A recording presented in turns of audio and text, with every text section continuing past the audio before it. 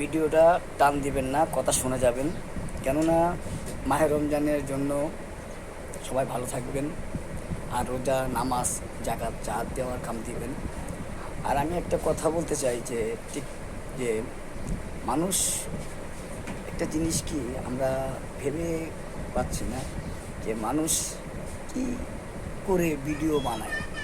তা আমি যে ভিডিও বানাই আসলে কি আপনাদের ভালো লাগে? আমাকে কিন্তু কমেন্ট করে জানাবেন।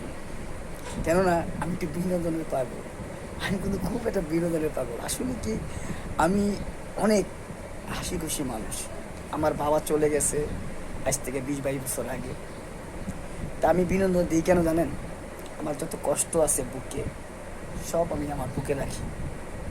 আমি আমার বিনোদনটা আমি দেখাই আমার মানুষদের। কেননা মানুষ কষ্টে থাকলে মানুষ কিন্তু আসলেই মানুষ অসুখ বিসুখ সব জমে থাকে।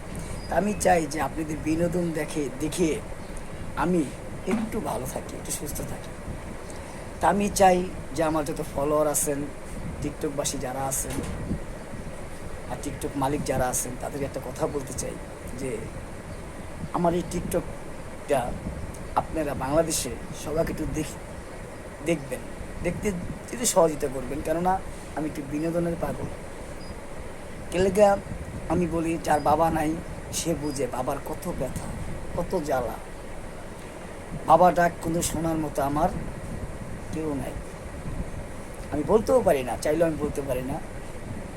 তা যাদের বাবা নাই তারাই বুঝতে পারে যে বাবার কত ব্যথা বেদনা। তা আমি কি একটু কি জানেন, আমি বিনোদনের পাগল, আমি ভাইরালের পাগল না। এই টিকটক মালিককে একটা কথা বলতে চাই, আমি কিন্তু আসলেই কিন্তু আমি টেকার পাগল না। আমি কি জানেন, আমি একটু মানুষের ভালোবাসা পাগল। আমি চাই যে সবাই আমাকে ভালোবাসুক, আমি একটু সুস্থ থাকি, এটাই আমি চাই। আর একটা জিনিস কি মনে রাখবেন, মানুষ কখনো বেঁচে থাকে না চিরকাল, তার এই স্মৃতিটাই থেকে যায়। তা আমি চাই যে আমার এই স্মৃতিটা মানুষ দেখুক। আসলে কি আমি মানুষ মানুষ ভাবতে পারে যে তাকে লাইক কমেন্ট দিলে শেয়ার করলে সে অনেক সেলিব্রিটি হয়ে যাবে। না, আমি কিন্তু সেটা ভাবি না। আমি সেলিব্রিটি হতে চাই না। আমি শুধু কি জানেন, আপনাদের বিনোদনের পাগল। আমি বিনোদনে দেওয়ার জন্য আমি তো একটা কথাই বলছি, আমার বাবা নেই।